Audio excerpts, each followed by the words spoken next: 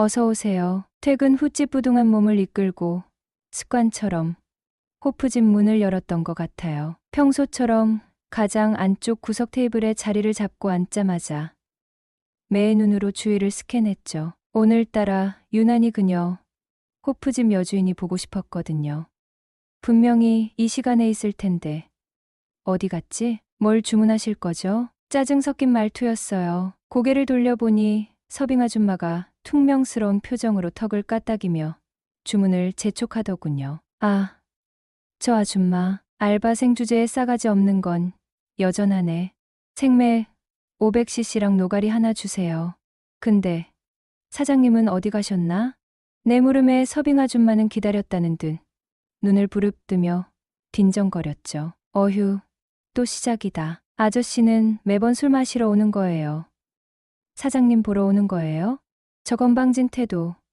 순간 울컥했지만 괜히 알바생이랑 싸워봤자 좋을 거 없다는 생각에 꾹 참았어요. 게다가 오늘은 그녀를 꼭 봐야 했거든요. 아니야. 당연히 시원한 생맥주 한 잔 하러 온 거지. 사람을 왜 그렇게 넘겨짚어요?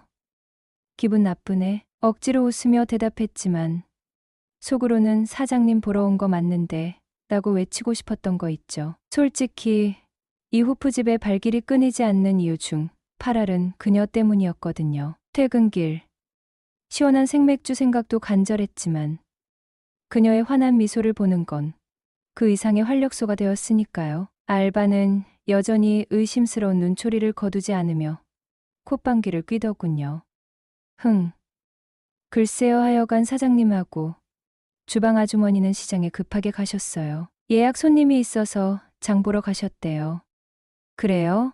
살짝 실망감이 밀려왔어요. 오늘 그녀를 볼 수 없다는 생각에 맥주 맛도 왠지 덜할 것 같았거든요. 그때 알바가 갑자기 능글맞은 미소를 지으며 얄밉게 덧붙이더군요. 아저씨, 그나저나 저도 여잔데요. 왜 사장님만 찾아요? 한 살이라도 어린 내가 더 좋지 않아요? 호호호. 뭐야, 이 느끼함은. 갑자기 분위기가 이상하게 흘러갔어요. 당황해서 어버버거리는 나를 보며 서빙 아줌마는 더 신이 나서 웃더군요. 네. 아, 네. 농담이에요. 농담.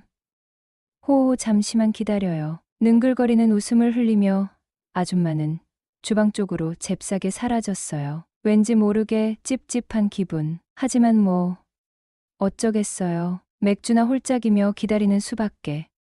얼마 지나지 않아 서빙 아줌마가 맥주와 노가리를 가져왔어요. 혼자 텅 빈 테이블에 앉아 맥주를 마시려니 영 씁쓸하더군요. 그래도 애써 기분을 풀고 일하는 아주머니에게 먼저 말을 걸며 분위기를 부드럽게 만들려고 노력했죠. 어차피 여기서 시간을 보내야 하니 굳이 긁어 부스럼 만들 필요는 없으니까요. 다행히 알바생들도 금세 경계를 풀고 웃으며 농담을 주고받았어요. 특히 아까 능글거리던 아주머니는 언제 그랬냐는 듯 살갑게 대해줬어요. 역시 사람은 겪어봐야 아는 건가. 어쨌든 덕분에 혼자였지만 심심하지 않게 시간을 보낼 수 있었네요. 시간이 꽤 흘렀을까. 맥주가 반쯤 남았을 때 드디어 그녀가 호프집으로 돌아왔어요. 환한 미소와 함께 어머 오셨어요?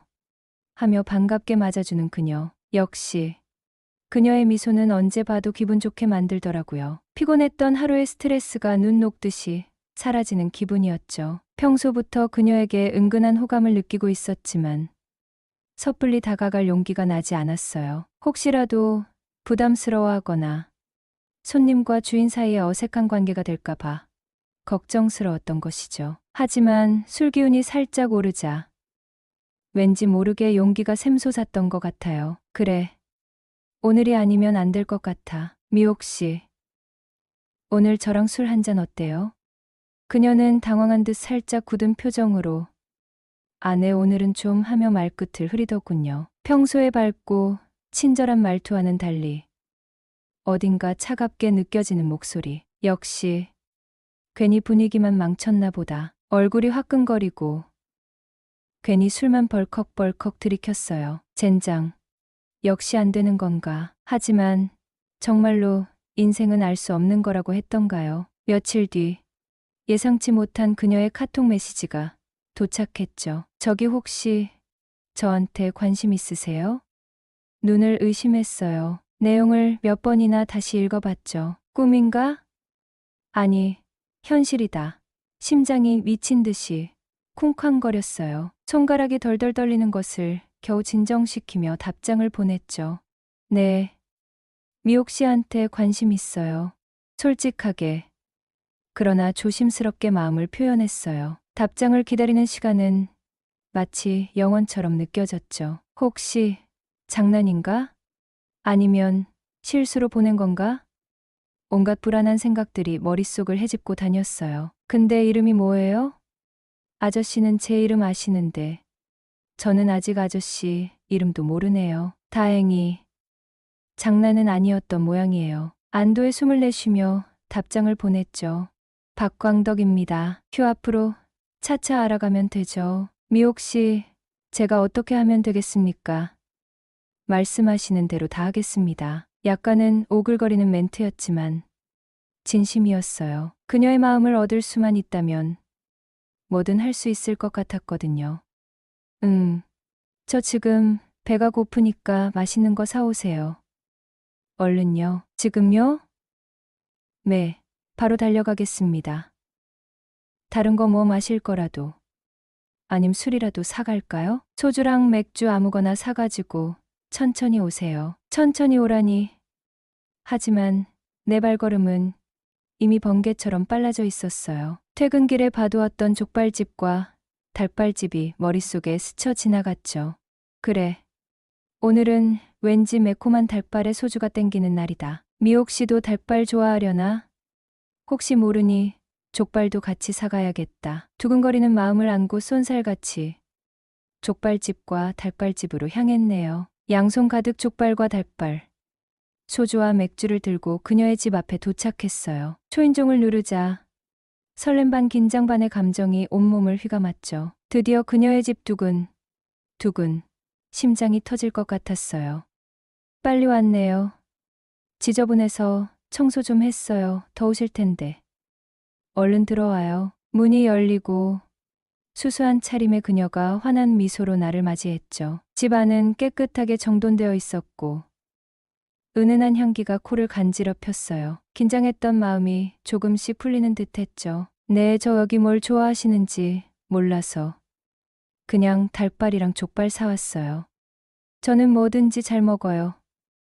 이리 가까이 와요. 먹으면서 오늘 진지하게 얘기 좀 해요. 그녀는 넉살 좋은 웃음을 지으며 나를 소파로 이끌었어요. 테이블 위에는 미리 세팅해둔 듯한 술잔과 젓가락이 놓여 있었죠. 정말 오늘 제대로 이야기를 시작하려는 건가? 기대감과 함께 약간의 긴장감이 다시 몰려왔네요. 광덕 씨, 저 진심으로 좋아하세요? 제가 어디가 좋았어요? 진지한 표정으로 묻는 그녀의 눈빛을 마주하자 왠지 모르게 솔직하게 모든 것을 털어놓아야 할 것 같았어요. 그녀에게 숨김없이 내 마음을 보여주고 싶었죠. 저 그게 전부 다요. 쑥스러운 듯 고개를 숙이며 대답했죠. 어딘가 유치하고 뻔한 대답이었지만 진심이었어요. 그녀의 모든 것이 좋았거든요. 환한 미소, 친절한 말투, 싹싹한 성격. 그리고 솔직히 말하면 예쁜 얼굴과 볼륨감 넘치는 몸매까지. 남자로서 솔직한 마음이었네요. 내 대답에 그녀는 살짝 미소를 지으며 틴잔을 주듯 말하더군요. 저가 그렇게 맘에 들고 좋았으면 진작 고백을 하시지 그랬어요. 후. 미옥 씨가 당연히 유부녀인 줄 알고 용기가 없었어요. 사실이었어요. 예쁘장한 외모의 호프집 사장님이라니. 당연히 남편이 있을 거라고 생각했죠. 섣불리 다가갔다가 괜히 오해만 살까봐. 그저 멀리서 바라볼 수밖에 없었던 것 같아요. 하지만 이제 와서 보니 그건 순전히 나의 착각이었던 것이죠. 광덕 씨도 참 괜찮으신 분인데 자신감 좀 가지세요. 알았어요? 따뜻한 눈빛으로 나를 바라보며 건네는 그녀의 말 한마디 한마디가 가슴에 깊이 와닿았어요. 네, 그럴게요. 고마워요.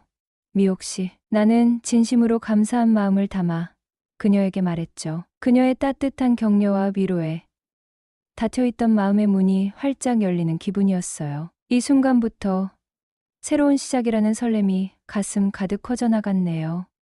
아내와 이혼하고 8개월째 솔로로 지내고 있을 때였어요. 텅 빈 집, 혼자 먹는 밥, 적막한 밤, 외로움에 지쳐갈 대로 지쳐 있었죠. 솔직히 말해서 아무나 한 명 걸려봐라 가만 안 두겠다 라는 심정으로 상대를 물색하고 있었던 것도 사실이에요. 그만큼 절박했고 새로운 인연이 간절했거든요. 그날 이후 우리는 닭발과 족발을 안주 삼아 소주잔을 기울이며 밤늦도록 이야기를 나누었죠. 서로의 살아온 이야기, 취미, 좋아하는 것들 시간 가는 줄 모르고 대화를 이어갔어요. 그녀는 생각보다 훨씬 더 유쾌하고 솔직한 사람이었죠. 어쩌면 나보다 더 털털하고 시원시원한 성격일지도 모르겠다는 생각마저 들었네요. 밤이 깊어지자 자연스럽게 스킨십으로 이어졌어요. 술 기운 때문이었을까? 아니면 서로에게 끌리는 마음 때문이었을까? 어느새 우리는 뜨겁게 입을 맞추고 있었고 그녀의 집에서 밤을 보내고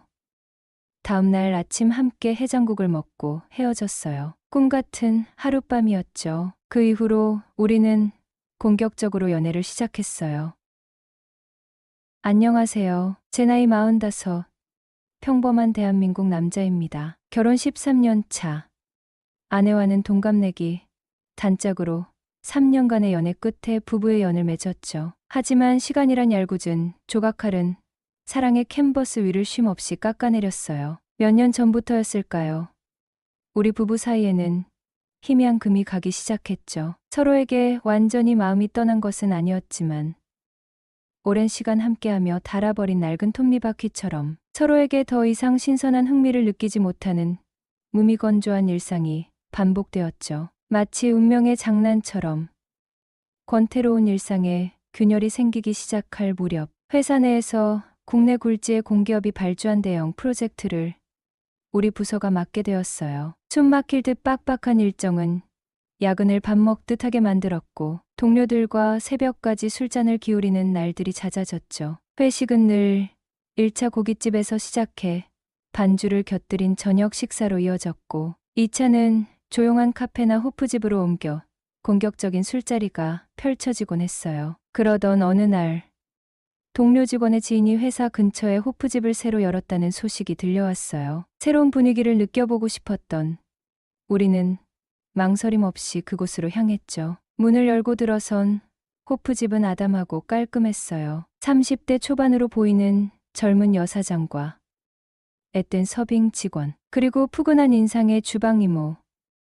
이렇게 여자 셋이서 가게를 꾸려나가고 있더라고요. 지인의 직장 동료들이 방문해서였을까요? 여사장은 우리 테이블로 다가와 깍듯하게 인사를 건넸어요. 감사의 표시라며 맥주를 한 잔씩 따라주었고 자연스럽게 우리 테이블에 합석해 잠시 동안 이야기를 나누게 되었죠. 묘하게도 그녀는 제 옆자리에 앉았어요. 가까이서 마주한 그녀는 어딘가 모르게 범상치 않은 분위기를 풍겼죠. 화려하게 꾸미지는 않았지만 수수한 옷차림에도 감출 수 없는 세련됨이 묻어났고 은은하게 풍기는 향수 냄새는 왠지 모르게 저를 긴장하게 만들었어요. 사장님, 혹시 나이가 어떻게 되세요? 순간적인 호기심에 엉뚱한 질문을 던졌어요. 그녀는 제 질문에 호탕하게 웃으며 능글맞게 받아쳤죠. 여자 나이는 함부로 묻는 거 아니에요. 앞으로 친해지면 그때 알려줄게요. 장난기 섞인 그녀의 대답은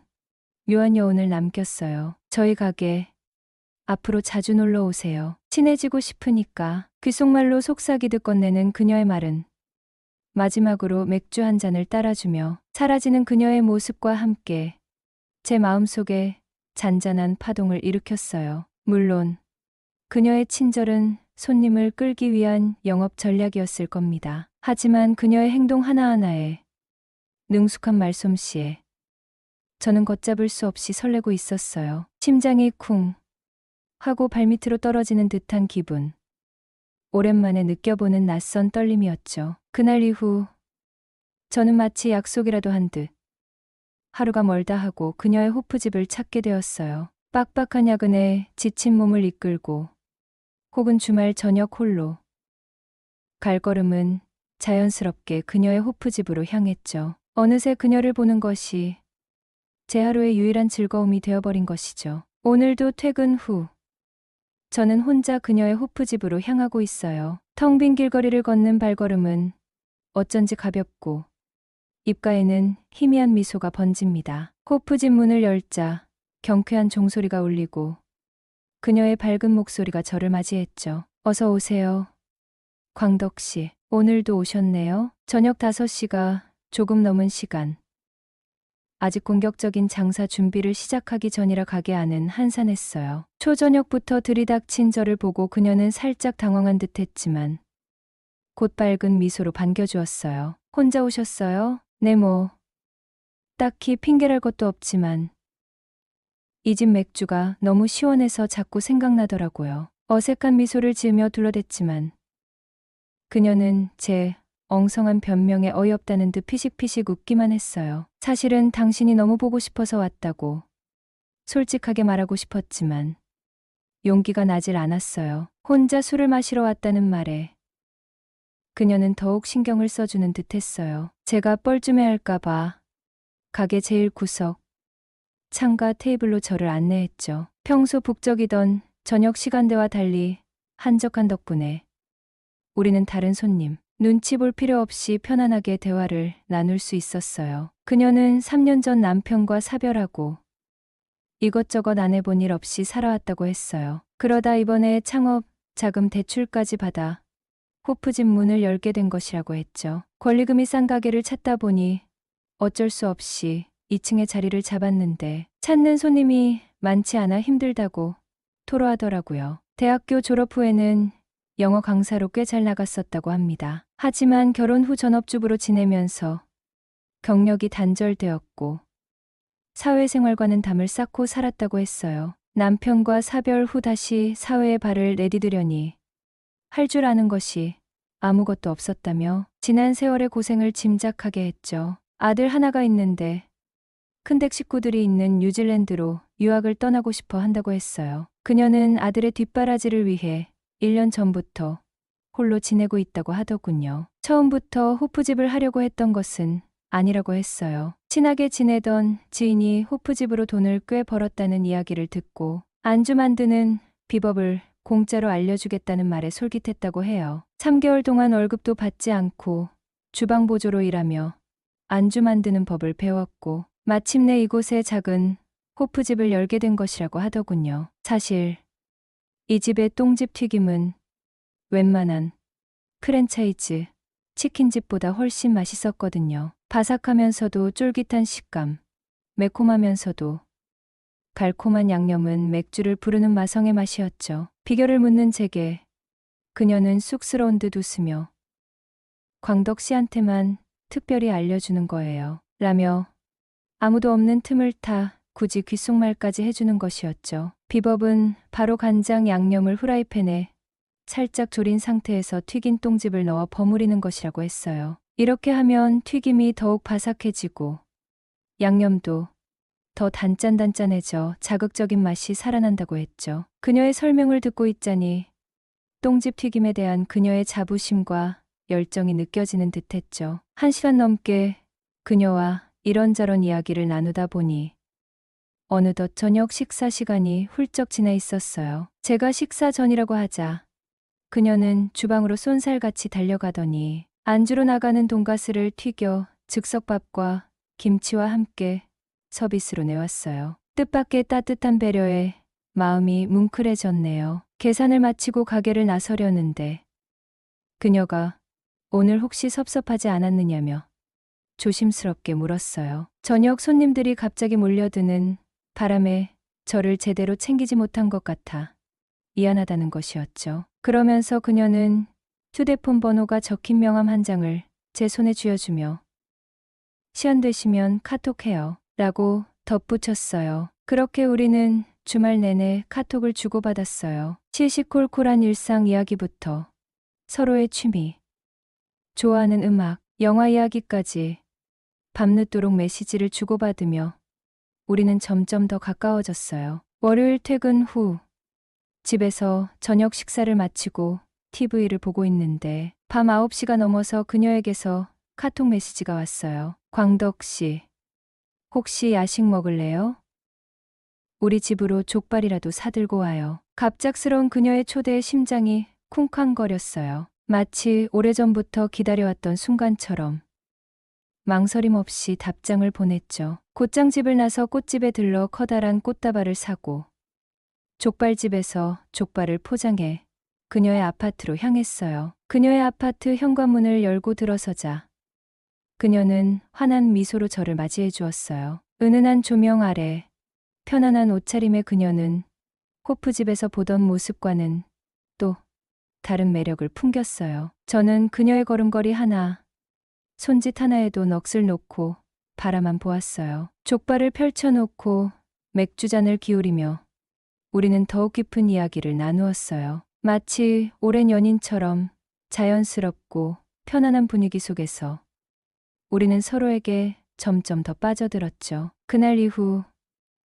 우리는 정식으로 교제를 시작하게 되었어요. 매일 밤 그녀의 호프집에서 만나 술잔을 기울였고 주말에는 영화를 보거나 드라이브를 하며 데이트를 즐겼어요. 아내에게 느끼지 못했던 설렘과 두근거림, 잃어버렸던 연애 감정이 다시금 샘솟는 듯했죠. 그녀와 함께하는 시간은 마치 꿈처럼 달콤했고 저는 다시 젊어진 듯한 기분을 느꼈어요. 그렇게 6개월 정도 만났을까요? 어느 날 그녀는 조심스럽게 입을 열었어요. 그녀에게는 저 말고도 따로 만나는 남자가 더 있다는 충격적인 사실을 털어놓더라고요. 혼자 사는 여자이니 어쩌면 당연한 일일지도 모릅니다. 하지만 배신감과 실망감은 감출 수 없었어요. 그녀가 만나는 남자들 중에는 40대 초반의 돌싱남도 있었는데 그녀는 그 사람과 재혼을 전제로 진지하게 만나기로 했다고 했어요. 그러면서 그녀는 저에게 더